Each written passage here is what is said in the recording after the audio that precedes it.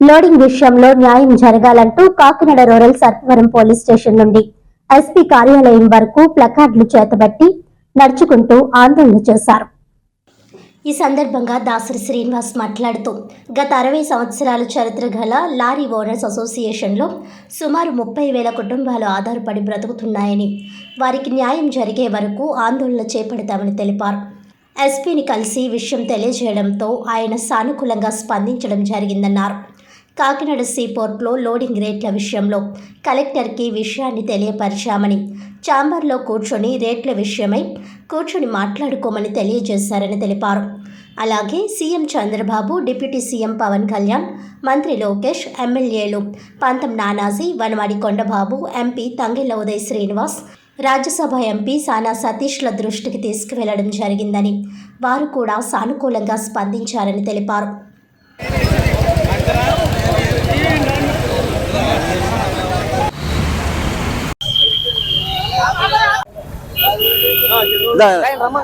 సాయిబాబా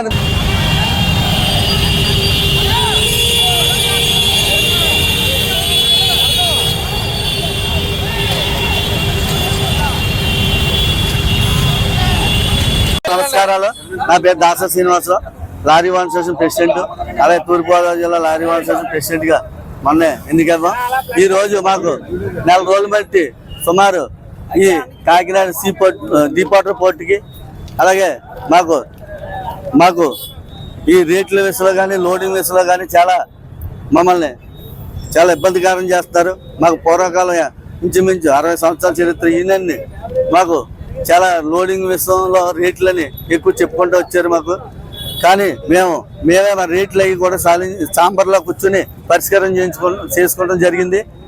ఇదే విషయం మా కలెక్టర్ గారికి, ఎస్పీ గారికి, అలాగే చంద్రబాబు నాయుడు గారికి, లోకేష్ గారికి, అలాగే మన పవన్ కళ్యాణ్ గారికి, అలాగా మన టౌన్ ఎమ్మెల్యే వనమాటి వెంకటేశ్వర గారికి, అలాగే పంతం నానాజీ గారికి, ఎంపీ గారికి, సతీష్ గారికి అందరికీ చెప్తాం జరిగింది. మా సమస్యలో మాకు స్ట్రైక్లో ఉన్నాం. మేము స్ట్రైక్లో ఉన్నామంటే ఈ రేట్ల విషయంలో మా రేట్లు ఎక్కువని చెప్తాం జరిగింది. చెప్తే ఇదే విషయం మా ఎస్పీ గారికి చెప్తాం జరిగింది. ఎస్పీ గారు కూడా మా సాదా బాధలు విన్నారు. కానీ ఎస్పీ గారు చాలా స్పందించారు. మీరు ప్రశాంతంగా చేసుకోండి, మీ ఇంచుమించు 25,000 నుంచి 30,000 కుటుంబాలు ఉన్నాయని, పోర్టు మీద ఆధారపడి ఉన్నాయని మేము కూడా చెప్తాం జరిగింది. ఆయన ఒకటే చెప్పారు, మీరు ప్రశాంతంగా చేసుకుని మీ హక్కులు మీరు కాపాడుకోండి. అలాగే ఛాంబర్ ఆఫ్ కామర్స్లో మీకు ఛాంబర్లో ఎప్పుడు మేడం మేము కూర్చొని ఈ రేట్ల విషయంలో మాట్లాడటం జరుగుతుంది. అలాగే ఛాంబర్లో కూర్చొని మాట్లాడండి. అలాగే ఇప్పుడు కలెక్టర్ గారి దగ్గరికి కూడా వెళ్తాం. కలెక్టర్ గారికి కూడా మేమే చెప్పుకుంటాం. మన గతంలో కూడా చెప్పాం. ఇప్పుడు ఛాంబర్ ఆఫ్ కామర్స్లో 4 గంటలకి మీటింగు, మొత్తం ఈ కాంట్రాక్టర్స్ అందరినీ కూడా పిలిపిస్తారని కూడా ఆయన చెప్తాం జరిగింది. ఈరోజు లారీ ఓనర్స్ అసోసియేషన్ పోర్టులో ఆధారపడిన అందరూ కూడా స్తంభించడం జరిగింది. అలాగే జిల్లా నుంచి కూడా వచ్చారు మా కార్మిక సోదరులు, అలాగే జట్లు కానీ, హెచ్ఎంఎస్ కానీ, లారీ ట్రక్ ఆపరేటర్లు కానీ, అదే టిప్పర్లు కానీ అందరూ కూడా మా అసోసియేషన్ అంటే ఒక చరిత్ర కలిగిన అసోసియేషన్. దీని మీదే మాకు ఆధారపడి ఉన్నాం. అందుకారణం ఇప్పుడు కలెక్టర్ గారి దగ్గరికి వెళ్ళి మా సమస్య కూడా గతంలో కూడా చెప్పాం. ఇప్పుడు కూడా వెళ్ళి చెప్పుకొని ఛాంబర్లో ఇప్పుడు మీటింగ్ వేస్తాం. అలాగే ఎమ్మెల్యే గారి దృష్టికి, ఎంపీ గారి దృష్టికి, మన రూరల్ నానాజీ గారి దృష్టికి కూడా తీసుకెళ్ళి వాళ్ళు కూడా రమ్మంటాం. ఈ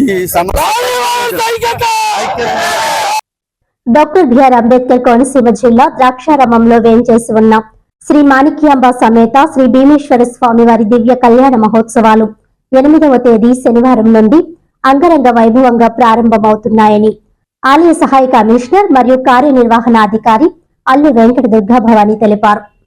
ఈ సందర్భంగా ఆమె మాట్లాడుతూ కళ్యాణమూర్తులను ఆహ్వానించుట, లక్ష రుద్రాక్ష పూజ కళ్యాణ మహోత్సవం నిర్వహిస్తారని అన్నారు. 10వ తేదీన సదస్వం వేదస్వస్తి, 11వ తేదీన శ్రీ స్వామివారి అమ్మవారి రథోత్సవం, 12వ తేదీన వసంతోత్సవం, త్రిశూల చక్రస్థానం, 13వ తేదీన తెప్పోత్సవం, 14వ తేదీన శ్రీ పుష్ప ఉత్సవం కార్యక్రమాలు నిర్వహిస్తున్నట్లు ఆమె తెలిపారు. కావున భక్తులు స్వామివారిని దర్శించి తీర్థ ప్రసాదాలు స్వీకరించి తరించవలసిందిగా ఆమె కోరారు.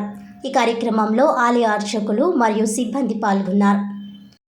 ఏర్పాట్లన్నీ కూడా దేవాదాయ శాఖ అర్చకులు మరియు ఇతర సిబ్బంది సహకారంతో మేము పూర్తి చేయడం జరిగింది.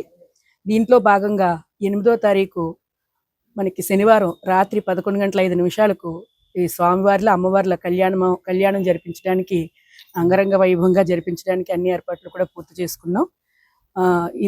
ఈ కళ్యాణ మహోత్సవాల్లో భాగంగా మనకి రథోత్సవం, అలాగే తెప్పోత్సవం, శ్రీ పుష్పోత్సవం, ఈ కార్యక్రమాల వివరాలన్నీ కూడా మా అర్చక స్వామివారు వివరిస్తారు, వాటి యొక్క ముహూర్తాలతో సహా.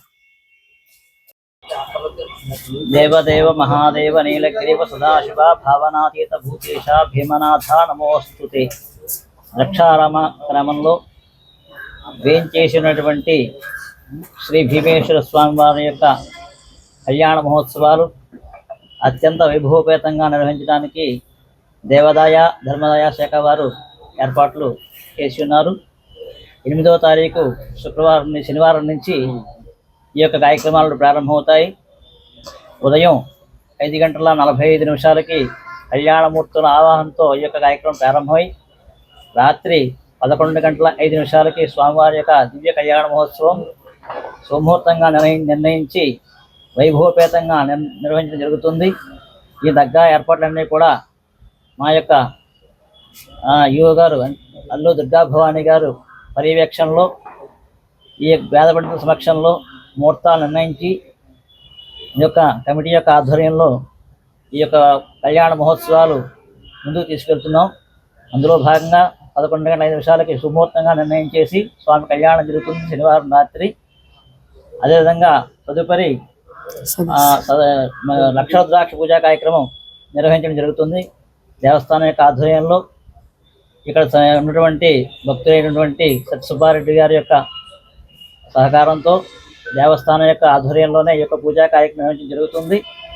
తదనంతరం స్వామి రాత్రి కళ్యాణం, ఆ తరువాత సోమవారం నాడు వచ్చి స్వామివారి యొక్క సదస్య కార్యక్రమం నిర్వహించడం జరుగుతోంది. సదస్య కార్యక్రమం అంటే పండిత సత్కారం. 10వ తారీఖు సోమవారం సాయంత్రం 5:45 సదస్య కార్యక్రమం ప్రారంభమవుతుంది. తదుపరి సర్వవాహనాలతో స్వామివారు ఊరేగింపుగా ఈ యొక్క గ్రామం అంతా తిరిగి స్వామి తిరిగి ఆలయం చేరుకుంటారు. తదుపరి ఈ యొక్క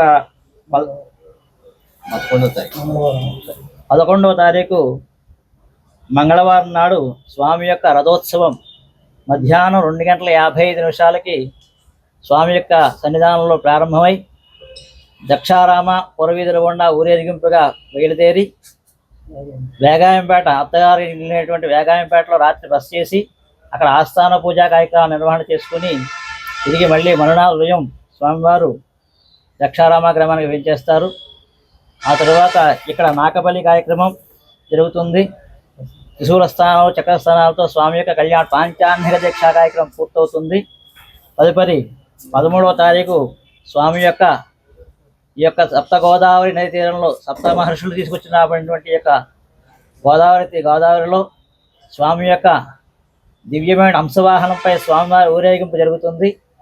ఈ ఊరేగింపు కూడా రాత్రి 6:35 ముహూర్తంగా నిర్ణయించి ఉన్నారు. తదుపరి 14వ తారీఖు స్వామివారి యొక్క శ్రీ పుష్పోత్సవ కార్యక్రమం శుక్రవారం రాత్రి 7:05 సుముహూర్తంగా నిర్ణయించి ప్రారంభం చేయడం జరుగుతుంది. కనుక సమస్త భక్తజనులందరూ కూడా విశేషంగా స్వామి యొక్క కళ్యాణం అంటే ఇక్కడ ఒక భీమేశ్వరుడి కళ్యాణం మాత్రమే కాదు, శతబాలుడుగా ఉన్న లక్ష్మీనారాయణ స్వామి వారి కళ్యాణం, అదేవిధంగా చండికా సమేత సూర్యేశ్వర స్వామి వారి కళ్యాణం, ముగ్గురు యొక్క మూర్తుల యొక్క కళ్యాణం యొక్క ఒకే వేదికపై జరగడం విశేషంగా చెప్పబడుతోంది. అటువంటి కళ్యాణ మహోత్సవాన్ని తిలకించి భక్తుల యొక్క అనుకున్నటువంటి మనోరహాన్ని నెరవేర్చుకుని స్వామి యొక్క అనుగ్రహాన్ని పొందాలని మా యొక్క దేవస్థానం తరపున, దేవాదాయ ధర్మాదాయ శాఖ తరపున అందరినీ కూడా భక్తులందరినీ కూడా కోరి మరీ ప్రార్థిస్తున్నాం. వార్తలను ముఖ్యాంశాలు మరోసారి.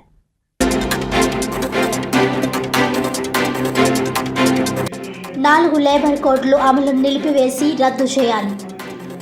ఏ రంగంలో పనిచేసే కార్మికుడికైనా ధరలకు అనుగుణంగా 26,000 కనీస వేతనం చెల్లించాలని కార్మిక సంఘాల ఆధ్వర్యంలో కాకినాడ కలెక్టరేట్ వద్ద ధర్నా.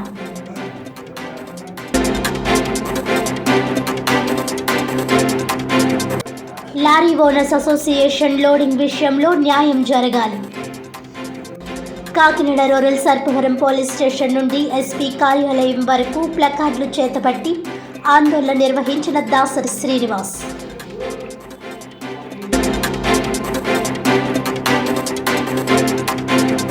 ఈనాటి వార్తలు ఇంతటితో సమాప్తం. తిరిగి వచ్చే బులెటిన్లో మళ్ళీ కలుద్దాం. అంతవరకు సెలవు. నమస్కారం.